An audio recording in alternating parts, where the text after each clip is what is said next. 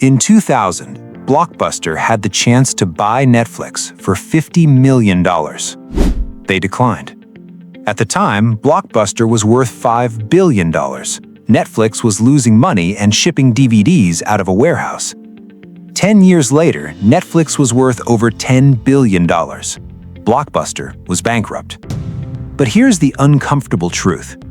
If you were in that boardroom, staring at the numbers, you probably would have said no too. And that's exactly why they died. Blockbuster didn't fail because they were blind. They failed because their incentives were upside down. Nearly 16% of their total revenue came from late fees. By 2004, that meant almost $800 million a year, generated purely from customers returning movies late. Late fees weren't a side feature, they were the business. Netflix eliminated late fees entirely. If Blockbuster adopted Netflix's model, they would have erased hundreds of millions in predictable profit overnight. From a financial standpoint, rejecting Netflix was rational. And rational decisions can still destroy you. At their peak, Blockbuster operated over 9,000 stores and served more than 60 million customers. They were opening a new location every 17 hours. Netflix didn't even have 100 employees. Blockbuster's scale looked like safety. It was actually rigidity.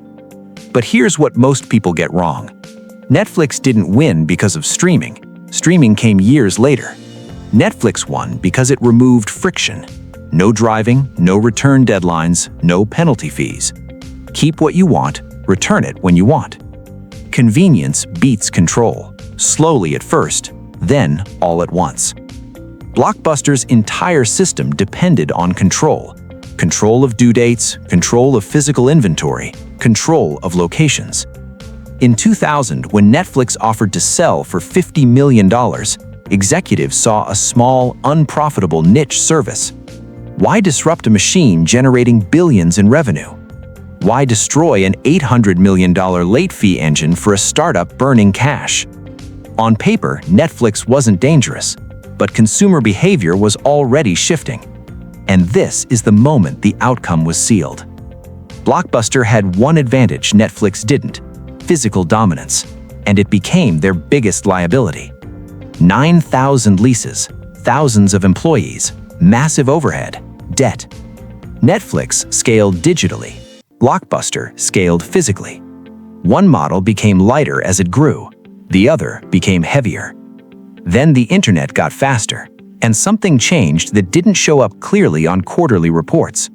Consumers stopped caring about stores. They cared about access. In 2007, Netflix launched streaming. No DVDs, no mail, instant access on demand. Blockbuster tried to pivot. They removed late fees. They launched subscriptions. But removing late fees erased hundreds of millions in reliable revenue, while thousands of stores still demanded rent. They attacked their own profit engine while still carrying the full weight of their old structure.